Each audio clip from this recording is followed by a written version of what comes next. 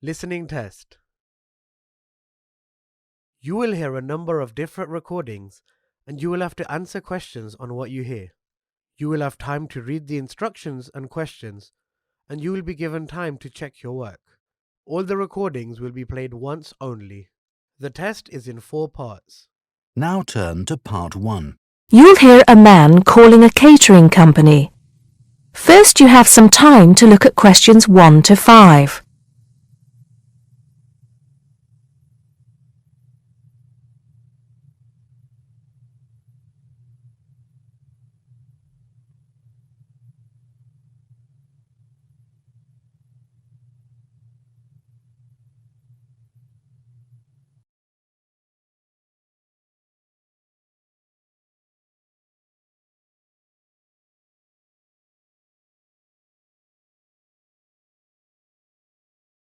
Now we shall begin.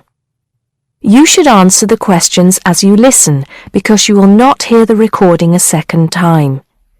Listen carefully and answer questions 1 to 5. Hello, 5-star caterers. Can I help you? Oh, yes. I spoke to you an hour ago about the arrangements for our end-of-term party. Oh, that's right. It's Mr. Saunders, isn't it? Actually, it's Sanders. That's S-A-N-D-E-R-S. Oh, I'm sorry. I'll just get that down correctly on the form. Okay, Mr. Sanders, sorry about that. No problem. Well, I've got the details you asked for, so I thought I should call you back quickly and book. Good. Let's fill in the form, shall we? Great. First of all, can you give me a telephone number? Somewhere where you can be contacted during the day. Yes, it's 445-6786. 445-6786. Okay. And do you have a number where you can be contacted outside of office hours? Well, I'm at work till late in the evening, so use the same number, and if I'm not there, you can leave a message. Thanks. I'll make a note of that. And how many guests shall I put down? Okay, that's changed. So instead of the figure I gave you before of 85, it's now only 50. It's much lower, I'm afraid, because a lot of people can't make that date. That's not a problem. Can you remind me of the date we'd set? Yes, it's the 25th of June. Okay, that's fine. Before you hear the rest of the conversation, you have some time to look at questions 6 to 10.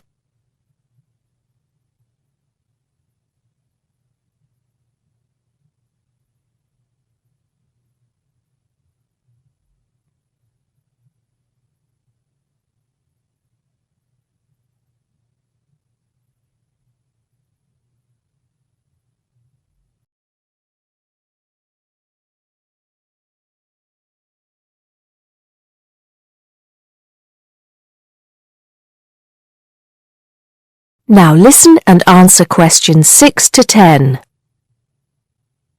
Now, did you have the chance to look at the tables on the website? Yes, I did, and I think the rectangular tables would be good, the long, thin ones.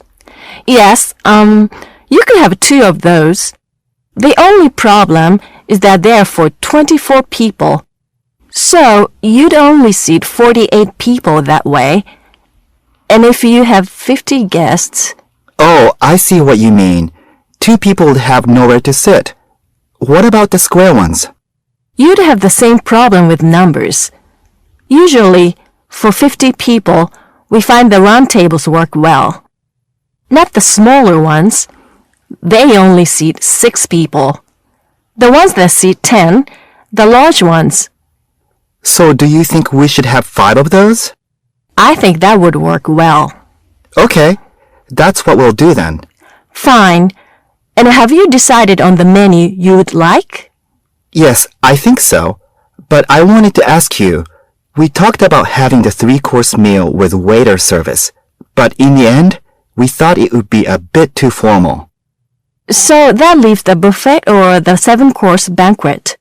How much is a banquet again? £100 a head.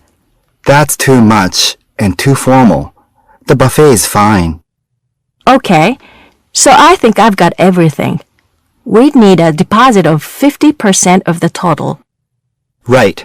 What's the total? Just a minute. Yes, it's £30 a head times 50, so that's £1,500. 50% of that would be $750 now, with the balance due another $750 on the day. Great. I'll call in tomorrow if that's okay. I can pay you the deposit then. We'll look forward to seeing you tomorrow then. Okay. Thanks a lot. Goodbye. Goodbye. That is the end of Part 1. You now have 30 seconds to check your answers to Part 1.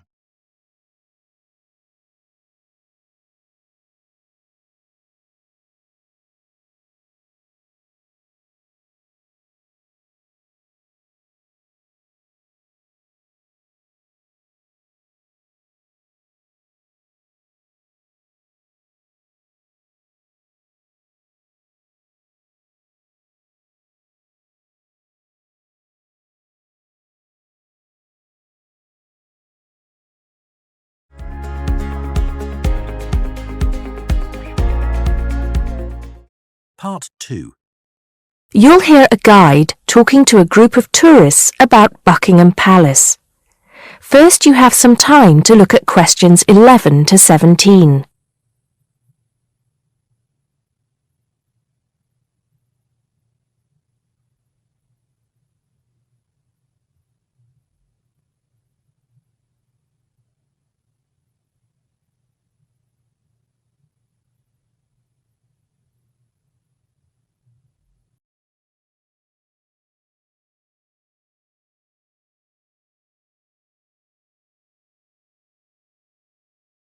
Now listen carefully and answer questions 11 to 17. Now, of course, Buckingham Palace is instantly recognisable to millions of people around the world. As we pass the palace, I'd like to tell you a few things about the history of this famous building. We think the first house was built here around 1624. In 1674, that house burned down and a new one was built, called Arlington House after its owner, the first Earl of Arlington. Then, in 1703, the first Duke of Buckingham changed the design of the house and the name. It was then known as Buckingham House. The building we see in front of us now has undergone many changes since it was first built. The east front, which is the part we see from the road, was added as part of the work done by Queen Victoria and was completed in 1850. But the palace has remained pretty much unchanged for nearly 100 years. The last major changes to the structure were made by King George V, who, in 1913, had the east front redesigned as a backdrop to the large memorial to Queen Victoria, which had just been placed outside the palace gates. Since then, only minor changes have been made. I should point out, though, that the palace was bombed 7 times during the Second World War, most seriously in 1940, when the palace's chapel was destroyed. Today, of course, it is the home of the royal family, but that wasn't always the case, although they did own most of the land it was built on. It was George IV who turned it into a palace, doubling its size when he became king in 1820. He had inherited it from his father, King George III, who, in 1761, had become the first royal owner of the building, though it was still not used as the home of the royal family, just as a private home for Queen Charlotte. It was known as the Queen's House at that time. King William IV finished the work after his brother, George IV, died. But King William never moved into the palace. In fact, in 1834, he offered it as a new home for Parliament after the Houses of Parliament were destroyed by fire. The offer was not accepted, though, and in 1837, when Victoria became Queen, the house became the main royal residence in London. However, Victoria and her husband Prince Albert found the house too small, so they carried out building work to further enlarge it. This included building the east front, which I've already mentioned as the part we are looking at now. Victoria was also responsible for moving the Marble Arch, built as a part of the palace itself in the 1820s, to where it stands today, separate from the palace on the corner of Hyde Park. For 20 years or so, the palace was often the setting for huge banquets, dances, and musical performances.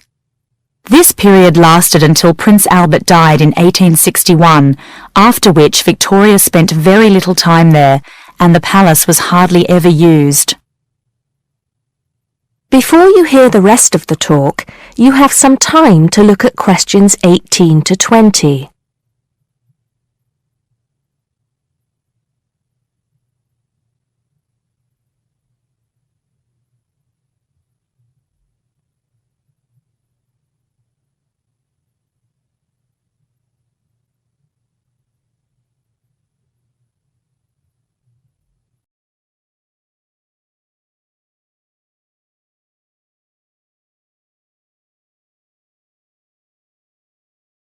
Now listen and answer questions 18 to 20. When Victoria died in 1901, Edward VII became king. He was responsible for most of the decoration inside that exists today, and the dark days of the later part of Victoria's reign were fairly quickly forgotten as the palace came back to life. The palace has been in continual use by the British royal family ever since. A lot of people ask me if they can visit the palace. One way is if you're lucky enough to be invited to one of the 3 garden parties usually held every year. As many as 8,000 people attend these, although most of them do not get to meet any members of the royal family, and they don't see much of the inside of the palace. The garden is, however, quite spectacular, and it is the largest private garden in London, with an artificial lake, 30 different species of bird, and over 350 different wild flowers, some of which are extremely rare. Inside the palace, there are 240 bedrooms, 92 offices, and 78 bathrooms. There are also 19 staterooms, which are used for official engagements and ceremonies. Members of the public are only allowed to visit the staterooms, and then only in August or September when the monarch is not there. It's worth it, though, because there's a lot to see in the staterooms, including examples of some of the world's best art with works by Rembrandt, Rubens, and Canaletto. The tour, which lasts up to 2.5 hours, ends in the garden, where you can see more of the outside of the palace not visible from the road. That is the end of part 2. You now have 30 seconds to check your answers to part 2.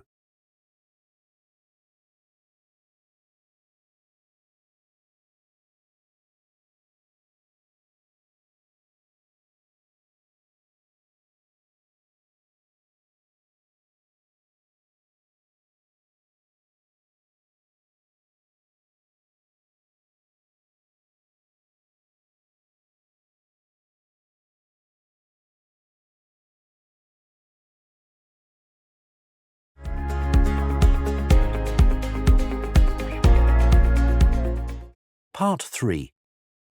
You'll hear 2 university students discussing a social science lecture they attended.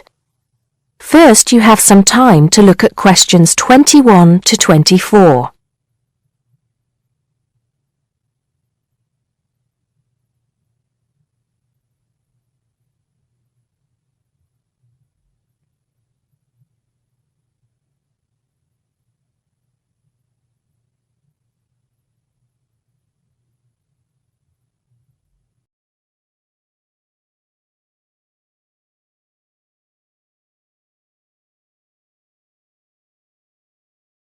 Now listen carefully and answer questions 21 to 24. Did you go to the first social science lecture yesterday? Yeah, didn't you see me there? No, I was trying so hard to understand the lecturer. What didn't you understand? A lot of it, really. For example, he said we needed to study history as part of the course, but I didn't get why. You probably missed it. He said early on that we need to learn from our past mistakes. Right. But he also said we need to put ourselves in the place of our ancestors. Why is that? I think the point is that it's not enough to know how they lived and what they did. We need to know what they thought. I see. And I've written transferable skills in my notes next, but I have no idea what that means. If you study social science, you learn skills that you can use in a job. Oh, right. Is that all? Okay, but why is that? The point he made was that in studying social science, you use a flexible and adaptable approach to learning. Before you hear the rest of the conversation, you have some time to look at questions 25 to 30.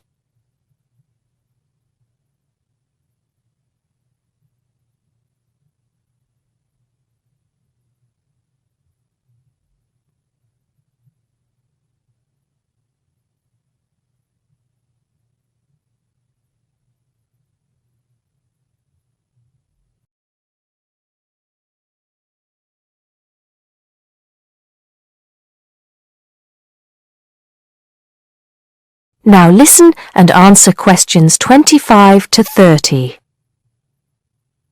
He also kept mentioning all the other subjects we will need to study as part of the course. I didn't write them all down, did you? Some of them. I think I can make sense of my notes. The first one was anthropology, which he said would cover prehistory and archaeology as well. Okay. Then there's economics. I wrote down that this was not meant to mean that we will spend all our time looking at economic theory, but more that we need to see how humans behave. That's good. I don't think I could handle economic theory. He said something about education too, didn't he? Yeah. He said we'll be looking at how cultural information is handed down from one generation to the next through teaching children. He said we'd be focusing on geography too, but I can't really remember which aspects, can you? I noted it down, I think. Here we are, yes, particularly in relation to urban planning. It's law that I got confused about. I didn't understand why he linked that to economics. I think he meant that laws affect the way wealth is distributed. That makes sense. Now, what are the science wars? Okay, I did get that. The science wars are about how social science collects information. In sociology and social work, and in social science generally, they can only study patterns of behavior and observe. If you compare that to the way scientists work in physics or chemistry, it's very different because they use specific experiments that can be tested and which give concrete answers. Social studies is often accused of being unscientific. That's all. Okay, but it still looks like a good course, doesn't it? You don't have any regrets, do you? None at all. I'm looking forward to it. That is the end of part 3. You now have 30 seconds to check your answers to part 3.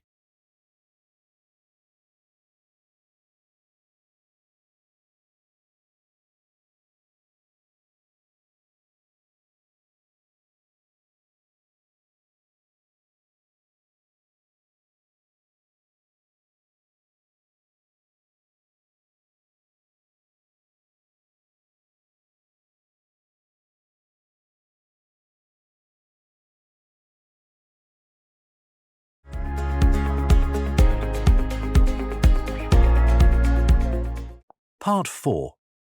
You'll hear a lecturer talking to students about America in the 1960s. First, you have some time to look at questions 31 to 37.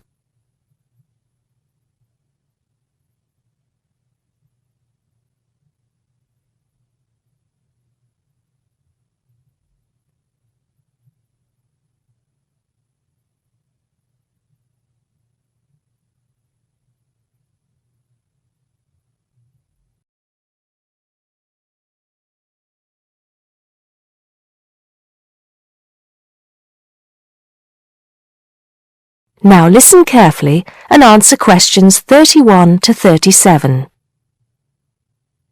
We begin our examination of America in the 1960s with the usual caution. There is no sense in trying to understand any decade without looking at what came before. Those of you who still have outstanding coursework on the 1950s would do well to complete it now, if for no other reason than it will help make sense of the next series of lectures. But we must press on, and I'd like to begin my talk about the 60s with a reference to one of those things that came before, the post-war baby boom. With the end of the Second World War in 1945, there began in the USA an era of perceived prosperity and security. In short, people started to feel that the world was a much better and safer place to bring up children. So, at the start of the 60s, all those children born in the baby boom, 70 million in the US alone, were teenagers.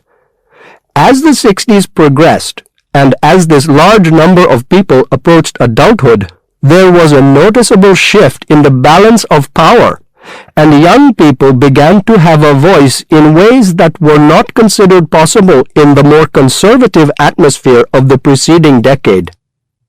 Things were moving forward at a rapid pace. The literature of the time brought out all the taboos.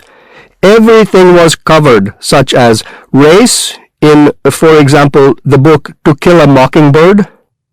The role of women changed, and equality for women, well, let's just say that once certain books were published, women were no longer going to be satisfied with their roles as devoted wives and mothers. Through literature alone, the whole fabric of society was challenged, and by the end of the 60s, things would never again be as they had pretty much been for the preceding 40 years. It was a decade of protest, civil rights protests, feminism, the rights of minorities, the Vietnam War. All these causes led to peaceful and not so peaceful protests on college campuses and elsewhere. People had been given freedom of speech and they were going to use it. The crime rate rose to 9 times what it was in the 50s, as respect for the old order faded away. But it was also a time of great development. In medicine, the 60s saw the first heart transplant. In technology and the space race, where we saw the first American in orbit and lasers being invented at the start of the decade, and the first man on the moon, and the first primitive internet at the end. Before you hear the rest of the talk, you have some time to look at questions 38 to 40.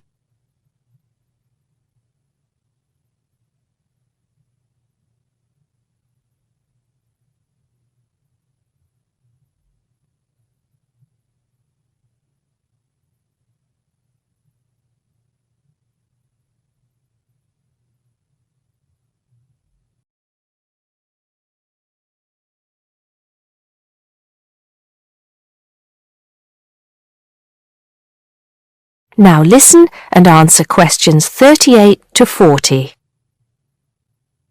None of this, good or bad, might have happened if things in 1962 had gone slightly differently. On October 16th, President John F. Kennedy met with his closest advisors at the White House. They had obtained photographic evidence showing that Cuba was building or installing nuclear weapons. It was widely believed that Cuba was preparing to fire these weapons at cities in the USA. Kennedy was faced with 3 choices: to try to resolve the crisis diplomatically by negotiating with Cuba and the Soviet Union, to take action to block the delivery of more weapons into Cuba, or to attack Cuba, destroying their weapons. Believing that the first option would end in failure and that the third option would lead to war, it was the second option that Kennedy chose. In doing so, he succeeded in preventing the buildup of more missiles. The Soviet Union then withdrew the weapons from Cuba. Most historians agree that if Kennedy had acted differently, the episode would have led to a full-scale nuclear war between the United States and the Soviet Union. Millions would have died, and the world would have been changed beyond recognition. That is the end of Part 4. You now have 30 seconds to check your answers to Part 4.